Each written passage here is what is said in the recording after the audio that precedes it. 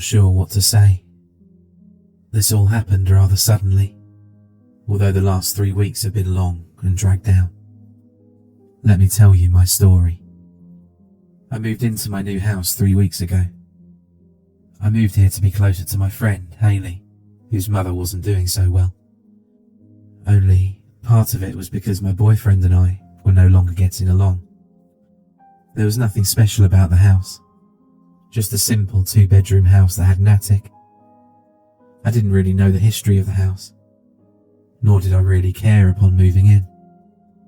Oh, how I wished I did. It was only myself living there, so I turned the extra bedroom into a study. The bigger bedroom seemed much better for holding my bed and dresser anyway. I spent the first week unpacking.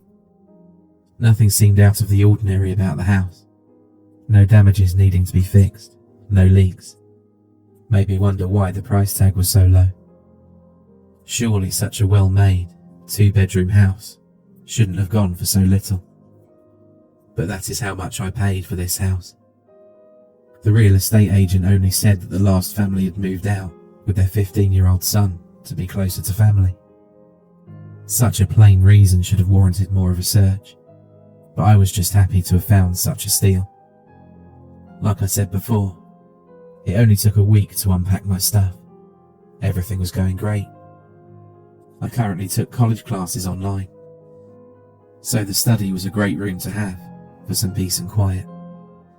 Some strange things started to happen exactly 9 days after I moved in. When I would lay down to sleep, I would hear this moaning sound. It sounded like an animal of some sort. I passed it off as something coming from outside and ignored it as it continued over the next couple of days. However, the day after that, things just got too weird. I woke up to the smell of baby powder. It was faint in my bedroom, but it grew stronger when I entered the hallway.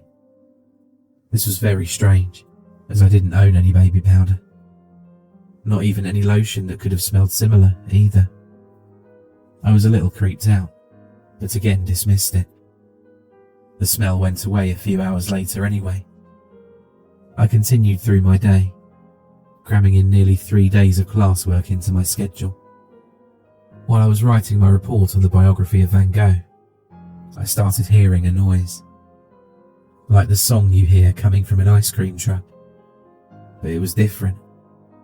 Soon after, to my horror, I realised what it was. A baby mobile.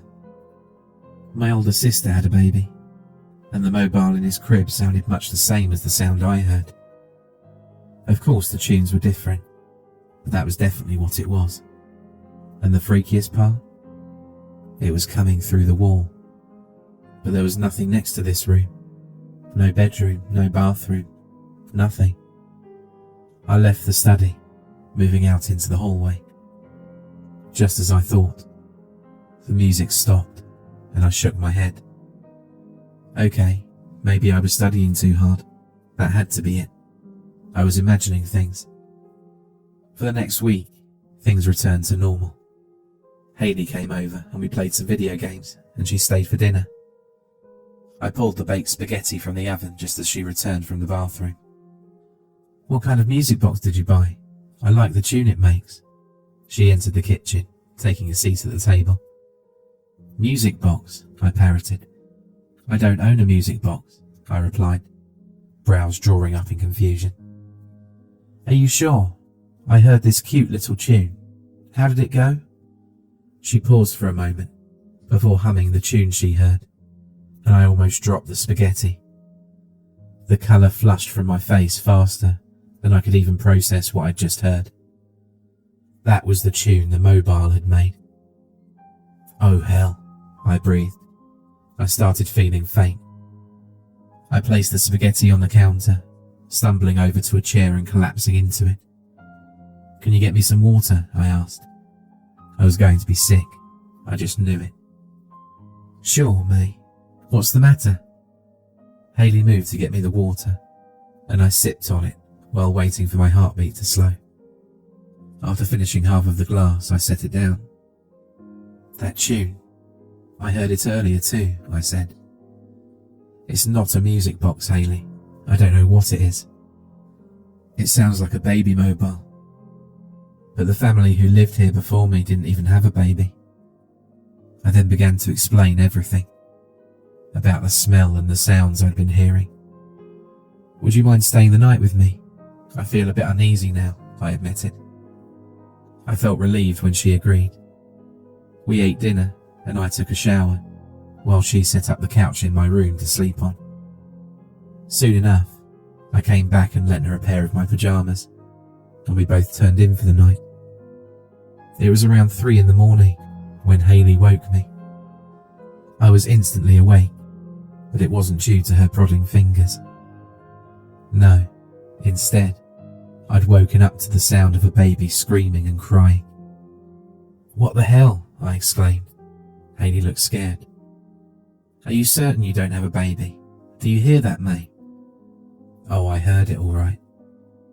Hayley, we have to find out what's going on, or else I won't sleep ever again, I said. My mind was made up. I got out of bed, walking out of my room and turning the hallway light on.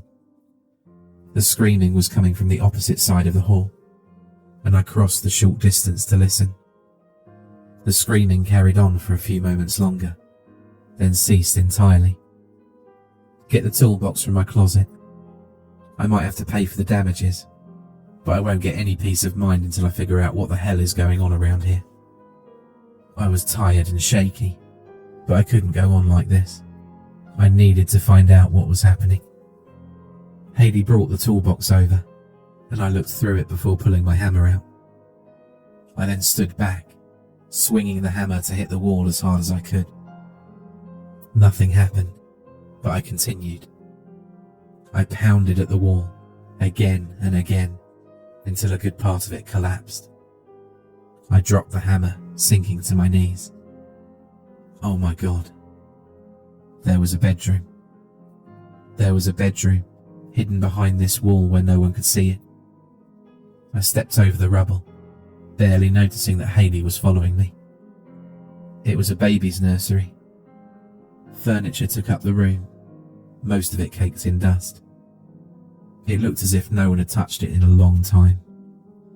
A rocking chair sat in the corner, and a crib sat along the opposite wall. There were no windows either. A bookshelf was next to me, lined with toys and books. But not only that, a large book sat at the end. I plucked it from the shelf, wiping the grime and dust away to reveal the title. Baby's First Year, it read. What's this? Hayley wondered as she explored the room.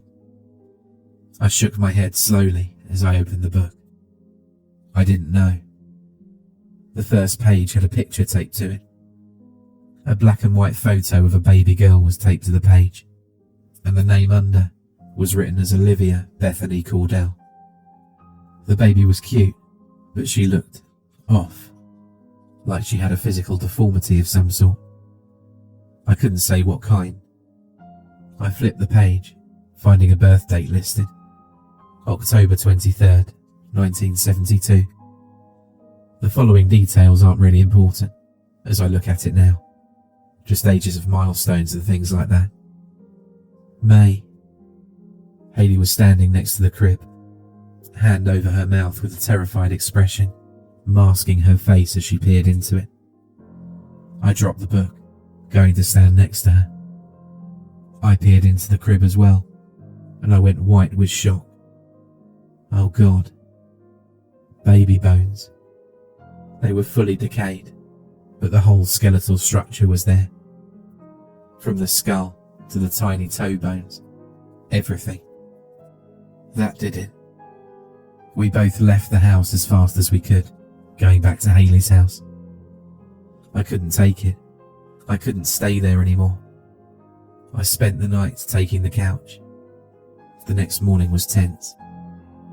Neither I or Hayley said a word, but I did borrow her computer. I decided to just throw caution to the wind, searching my address. I didn't find much, but I did find a news article. I started reading it, taking every word in. Here, I'll relay the article the best I can. It's since been removed for reasons unknown to me. Family disappears, father found, local authorities contacted. May 17th, 1972.